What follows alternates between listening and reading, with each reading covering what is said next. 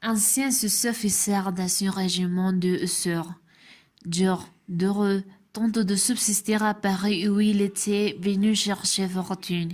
Employé depuis 6 mois dans les bureaux du chemin de fer du Nord, il songe à se faire accueillir lorsqu'il rencontre un ancien camarade d'armée. Charles Forestier, devenu rédacteur au journal La Vie française.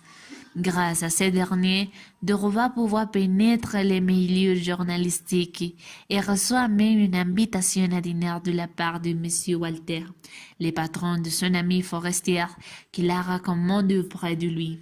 Et engagé. Il doit remettre pour le lendemain une chronique relatant son expérience des pays arabes. N'arrivant pas à la rédiger, il se rend chez les forestiers au Madeleine, la femme de Charles. Une belle intrigante lui écrit son papier. Toutefois, incapable de poursuivre lui-même le feuilleton, il doit se contenter d'un place de simple rapporteur. La chance, en revanche, lui sourit davantage avec les femmes, puisque une amie du couple forestier, Clotilde Desmarel, élégante et corrompue, devient bientôt sa maîtresse.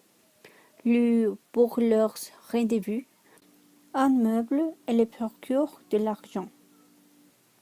Sa petite-fille, Laurine, la baptise à ce moment de surnom de Belle Amie. Sur les conseils de Madeleine, Georges fait aussi la cour à Madame Walter, qui le reçoit dans son salon et, charmé, lui fait obtenir la place de chef des échos au journal. Mais Forestier meurt d'une bronchite chronique et du roi devenu du roi épouse alors Madeleine.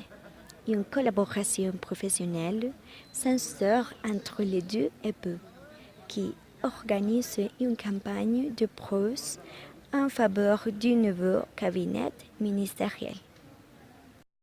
Mais l'ambition de Bellamy est sans borne.